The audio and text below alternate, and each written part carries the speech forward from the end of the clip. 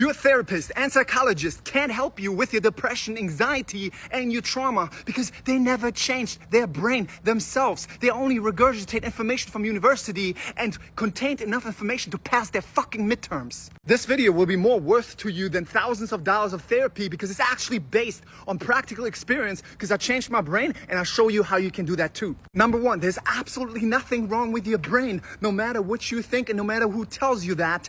It's just that your brain is an algorithm and you unknowingly did actions to make that algorithm act out. Let me explain in easy fucking terms for you. Your brain is exactly like a TikTok algorithm. The TikTok algorithm only cares about engagement, exactly as your brain. Whatever thoughts and emotions you engage with, the brain gives you more, the same as whatever videos you engage with. If you love penguin videos, the TikTok algorithm, because you watch it so much, gives you more penguins. Your brain doesn't know the difference between good or bad. It only knows what you engage with, which means even if you don't like certain emotions, you hating on them, you are engaging with them, and your brain's like, you're engaging with this, and your brain doesn't know that you don't like it. Your brain's not like, oh, she or he doesn't like it, let me give them less. No, your brain's like, oh, you have a reaction to that, you're doing behaviors to do something with that feeling, let me give you more of that feeling so you can do your favorite hobby of doing the behaviors. Your brain wants to support you in what you're already doing, and if you love fixing anxiety, your brain's like, oh, you love fixing anxiety? Let me give you more anxiety so you can fix more anxiety. The same way is if you're trying to get relief from a feeling, if a feeling comes up or even panic attack, you're like, no, don't hurt me. Oh, I'm gonna do some actions now to get rid of that feeling. That's an engagement. That's a pure engagement. And you actually trying to get relief from that feeling brings more excessive feelings. The same way with thoughts, and it's so logical. You must understand this right now because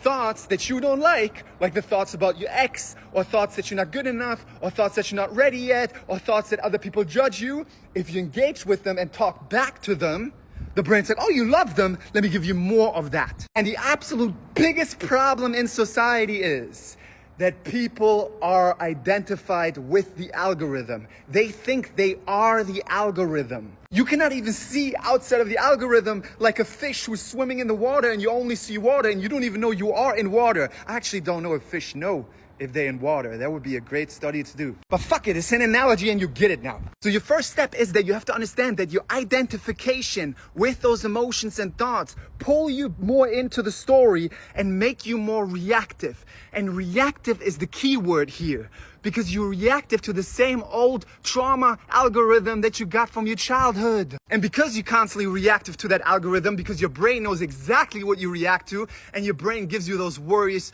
and those important things, that your fears that you react to, because it's an engagement algorithm, and you keep engaging with it to get rid of the fear and do behaviors around them, the brain gives you more of that fear and becomes more excessive. Oh, that was a hard thing to get out. So you have to understand that because you're trying to avoid being uncomfortable, you become far more fucking uncomfortable and get more mental health problems in the long term because you're building the same engagement machine with the same patterns, and then the brain gives you more patterns over time. I'll give you an example. The more you're trying to avoid social events because of anxiety, trying to get relief from that anxiety, you show your brain that that anxiety is still valid because you do behaviors around it, which in this case is avoiding the social event, and over time your brain gives you more excessive anxiety.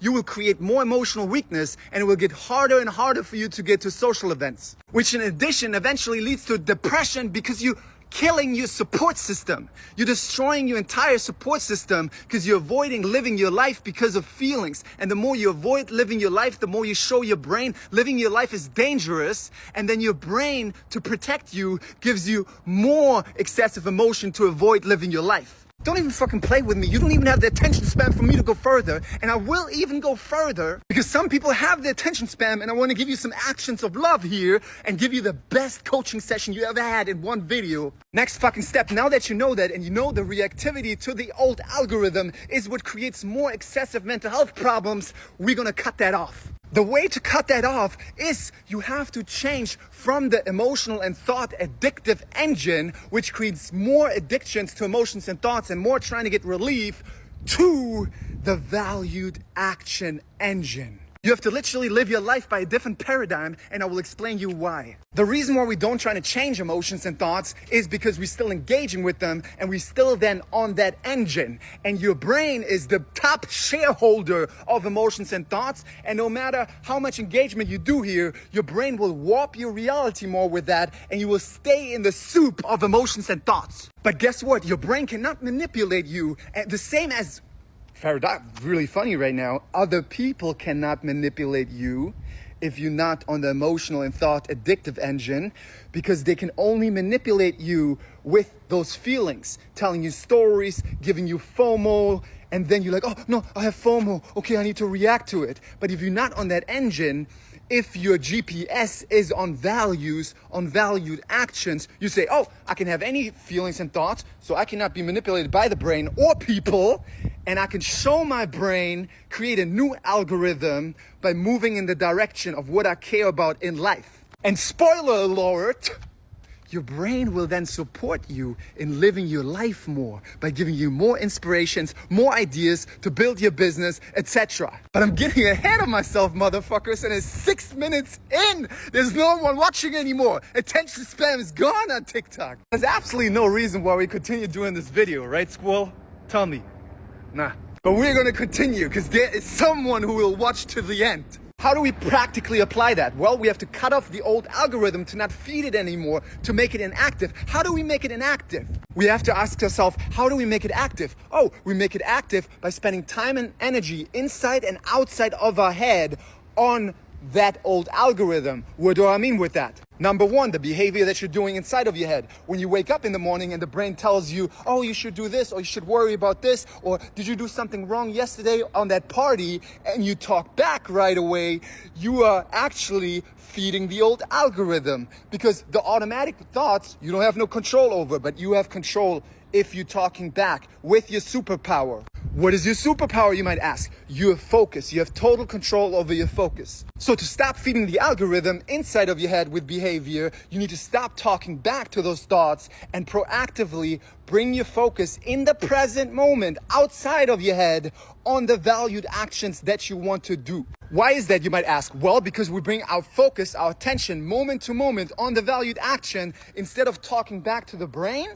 We are showing the brain that we don't care anymore about the old algorithm, but that we care about living our lives. Behavior number two, actions that we do outside of the head. Let's say a feeling of jealousy comes up and you have a fear in your head that your boyfriend's cheating on you. If you grab the phone and check on Instagram, the story, if they're doing something appropriate or not, you do an action, behavior outside of your head to trying to fix the feeling of insecurity, which creates more of the old algorithm, the insecurity and the jealousy. We had 8 minutes. Fuck this shit, bro. So the practice is to not be reactive to the emotions and thoughts that come up in the beginning of the day. Say, I can have any wrong feelings and I want to practice having any wrong feelings, but my GPS is only about what I want to spend my time on in life. What will happen over time, and I tell you this from experience, not from some fucking regurgitation from a book that's not even true. You will drop an entire fucking algorithm in your head and you will see the world clearly. You will see beautiful nature around you and you will not be inside of your head, and you will live your life and your brain will support you in living your life with inspiration, ideas, and focus. But there's the practice. While you will practice, there will still automatically the old algorithm come up. So if you say, oh no, but it's still there, it's still there, it's still there, and you keep checking on it, that's called a checking compulsion, which means you're still engaging the algorithm. You don't have to be perfect, you just have to take up more territory, and you want to start in the beginning of the day, because if you start your day with rumination and talking back, you create a snowball effect that's harder to turn around in the middle of the day. But if you start your day with any feelings and thoughts and just focus on the valued actions proactively, you set it proactively at least the day before, then you are creating the new algorithm, right, Squirrel?